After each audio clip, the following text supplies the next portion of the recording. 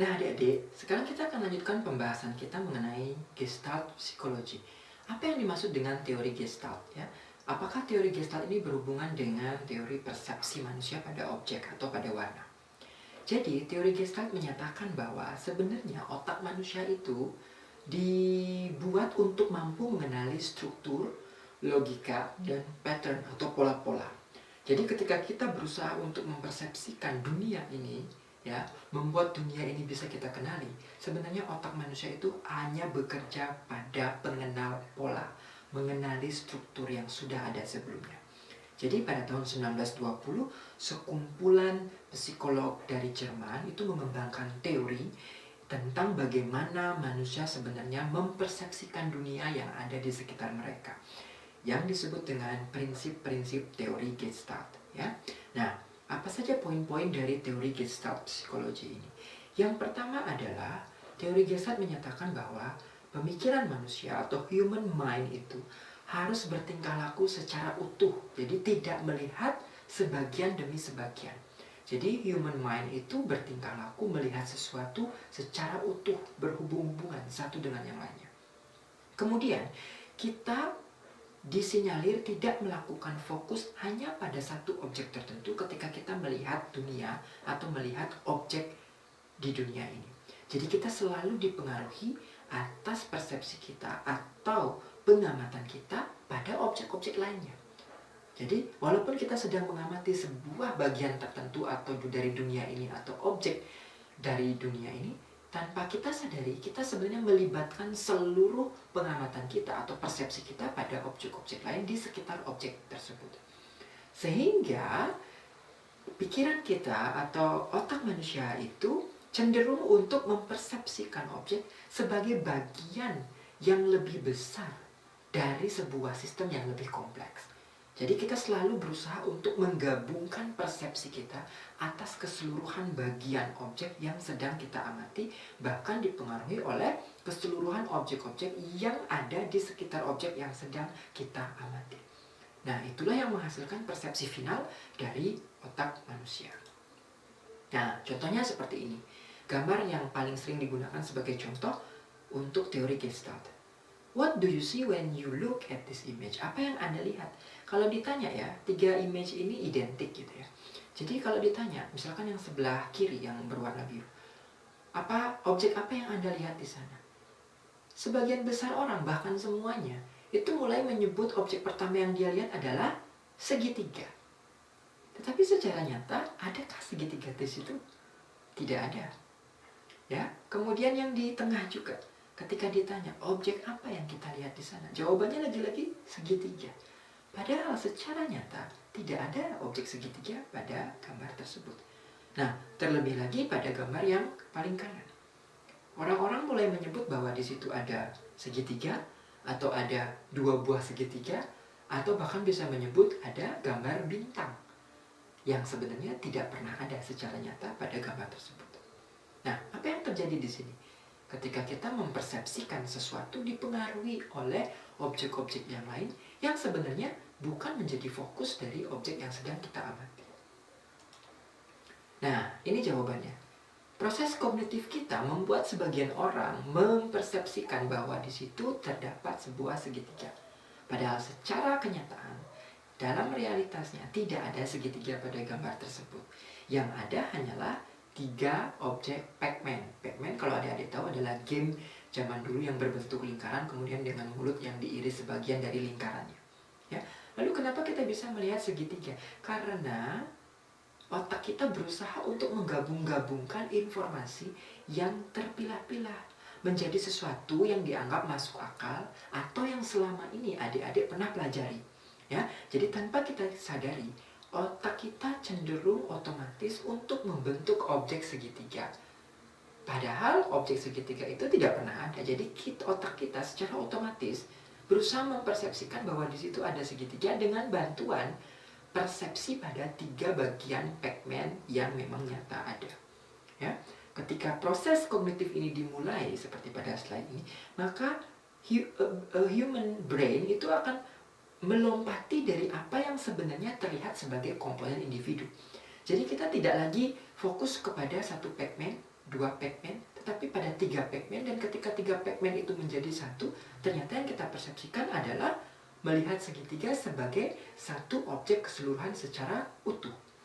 Nah, itulah teori Gestalt. Sehingga pada hasilnya kita seringkali mempersepsikan suatu objek yang sebenarnya secara nyata tidak ada, tetapi objek itu terpersepsikan oleh kita, oleh mata dan otak kita pada akhirnya karena ada persepsi gabungan dari beberapa objek yang di sekitarnya. Nah, ini contoh yang berikutnya. Kalau adik-adik ditanya lagi pada gambar atau animasi bergerak ini, apa yang adik-adik lihat? Pasti sebagian besar mahasiswa atau mungkin semua orang akan langsung menjawab, itu adalah gambar seekor anjing yang sedang berlari atau berjalan. Apakah benar ada seekor anjing di sana? Tidak.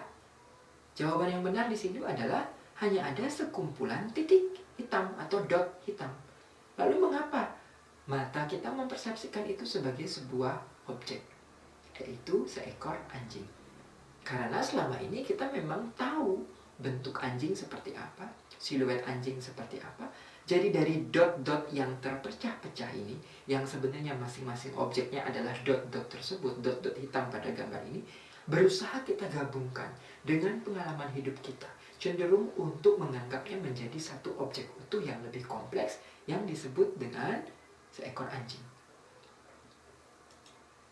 Nah, secara teoritis, prinsip-prinsip pada persepsi visual di teori Gestalt itu dapat dibedakan menjadi beberapa bagian. Sebelum memulai, coba adik-adik perhatikan lagi tes berikut ini ya. Diberikan 5 buah gambar. Kemudian bayangkan kalau adik-adik disuruh untuk memisahkan atau mengelompokkan dot-dot hitam pada masing-masing gambar tersebut menjadi kelompoknya masing-masing. Misalnya, pada gambar A, ada rangkaian dot-dot hitam seperti yang adik-adik lihat pada gambar. Jika adik-adik disuruh untuk membedakan, ada berapa rantai di sana, ada berapa kelompok dot di sana, bagaimana adik-adik akan membaginya? Apakah diagonal rantai kiri ke kanan, kemudian dari kiri ke kanan, atas bawah, bawah atas, atau adik-adik menganggap bahwa rantainya berbentuk U, 2? Nah, itu pertanyaan bagi masing-masing manusia yang memiliki persepsi yang berbeda ketika mengelompokkan objek. Lalu yang bagian B, bagaimana adik-adik mengelompokkannya ketika ada beberapa dot hitam dan dot putih? Siapa yang berkelompok dengan siapa? Siapa yang harus adik-adik anggap satu kelompok dan terpisah dengan yang lainnya? Kemudian di gambar 1, 2, dan 3 yang bagian bawah, terdapat deretan-deretan dot hitam dengan jumlah yang sebenarnya sama, tetapi tersusun pada cara yang berbeda. Pada gambar 1, dot-dot hitam itu tersusun seperti kelompok-kelompok berdekatan secara posisi vertikal. Sehingga seringkali manusia akan membagi objek pada dot tersebut pada kelompok-kelompok vertikal. Sementara pada gambar 3, sebenarnya itu adalah jumlah dot hitam yang sama, kemudian objek dot hitam yang sama, tetapi pada posisi yang lebih berkelompok secara horizontal. Sehingga ketika manusia disuruh mengelompokkan dot-dot objek hitam tersebut, akan cenderung memilih pengelompokan secara horizontal. Nah, lalu apa yang terjadi untuk gambar yang di tengah, yaitu gambar yang nomor 2? Ketika posisi objek itu cukup teratur, tidak cenderung horizontal atau vertikal, maka bagaimana manusia akan membagi dot-dot objek hitam tersebut menjadi kelompok-kelompok? Silahkan adik-adik pilih bagaimana persepsi adik-adik terhadap objek tersebut. Nah, inilah teori Gestalt, prinsip-prinsip teori Gestalt pada persepsi visual manusia. Dapat dibagi menjadi 7. Yang pertama itu teori figure ground, yaitu kemampuan manusia untuk membedakan atau mempersepsikan yang mana dianggap objek, yang mana dianggap latar belakang, atau sebaliknya. Bisa jadi ada manusia yang terbalik. Di satu sisi menganggap objek, tetapi itu sebenarnya adalah latar belakang atau background. Dan ini akan membuat manusia cenderung untuk mempersepsikan objek itu dengan cara yang berbeda, atau mungkin tidak sesuai dengan apa yang dicitrakan atau dilihat secara nyata. Kemudian yang kedua adalah konsep similarity. Manusia cenderung mampu untuk mempersepsikan sebuah objek karena ada kemiripan dari bentuk-bentuk objek pendukungnya. Jadi misalkan pada gambar 2 similarity ini adik-adik bisa melihat ada objek segitiga warna hitam, kemudian dot berwarna hitam juga. Nah, kalau disuruh membedakan atau memisahkan objek tersebut, maka adik-adik dengan mudahnya bisa mengeliminasi atau memisahkan antara kelompok yang di tengah, yaitu dot hitam dengan segitiga hitam. Karena prinsip similarity menekankan bahwa otak manusia cenderung mempersepsikan objek yang similar, mengelompokkan menjadi satu objek lain yang memiliki karakteristik similar. Kemudian yang ketiga adalah aspek proximity, yaitu bagaimana satu objek dengan objek yang lainnya tersusun dalam posisi spasialnya. Dan persepsi visual pada manusia cenderung untuk mengelompokkan objek-objek pada posisi yang berdekatan. Seperti pada slide sebelumnya, yaitu posisi vertikal atau horizontal, tergantung bagaimana proximity antar satu objek itu tersusun. Ya, jadi pada kelompok ini sama dengan contoh yang sebelumnya, ada dot kuning yang tersusun secara merata, lalu dengan dot yang sama tetapi agak mengelompok pada sisi kiri sisi kanan. Nah, di sini manusia akan cenderung mampu untuk mengelompokkan dia menjadi dua bagian, sementara yang gambar kiri manusia akan menganggap itu adalah satu kelompok yang sama, tidak mau terpisah. Nah, inilah prinsip proximity. Kemudian prinsip yang keempat itu adalah common region. Dalam hal ini, persepsi manusia terhadap objek itu dipengaruhi oleh pengelompokan yang sama dari objek tersebut. Artinya, walaupun objek hitam ini memiliki bentuk yang sama, posisi yang sama, tetapi kalau bagian kirinya kita berikan frame, kemudian bagian kanannya kita berikan frame yang berbeda, maka secara otomatis manusia akan menganggap itu adalah dua kelompok objek yang berbeda. Apa jadinya jika frame tersebut hilang? Maka lagi-lagi manusia tidak mampu membedakan atau cenderung untuk menganggap seluruh dot hitam itu adalah satu objek yang besar. Jadi, common region berusaha memberikan informasi apakah kelompok objek itu dipisahkan atau tidak. Sementara aspek yang kelima itu adalah aspek continuity.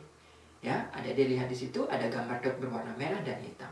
Nah, kalau adik-adik disuruh membedakan sekarang kelompok objek yang mana yang adik-adik pisahkan, maka adik-adik akan memisahkan rantai berwarna merah dengan rantai berwarna hitam. Apa jadinya jika warna merah tidak ada tapi hitam semua? Belum tentu continuity yang adik-adik lakukan itu sesuai dengan rantai merah sebelumnya. Ya? Jadi adik-adik berusaha menelusuri yang mana yang lebih kontinu bagi adik-adik dengan melihat karakteristik objek yang ada, misalkan warna atau bentuk objeknya. Nah, kemudian pada aspek yang keenam disebut dengan closure. Ini contohnya sama dengan animasi anjing sebelumnya ya. Gambar zebra ini sebenarnya tidak berbentuk utuh sebuah objek zebra. Kenapa? Karena hanya terdiri dari kumpulan strip-strip hitam. Ya, tetapi closure menyatakan bahwa persepsi visual pada manusia cenderung untuk mengelompokkan, menutup objek-objek yang sebenarnya tidak tertutup. Ya, jadi tepi-tepi badan dari zebra ini sebenarnya tidak ada. Tetapi persepsi visual kita berusaha untuk menutupnya, closure membentuknya menjadi siluet seekor zebra. Nah, kemudian yang nomor 7, itu istilahnya adalah teori focal point. Artinya, jika ada satu objek yang berbeda jauh dari objek sekelilingnya, maka cenderung persepsi kita akan membedakan objek tersebut langsung berbeda dengan yang sekelilingnya. Jadi focal point itu ada satu subobjek yang mungkin sangat berbeda dibandingkan dengan sekelilingnya, maka persepsi visual kita langsung membedakan objek tersebut dari kelompok sekitarnya.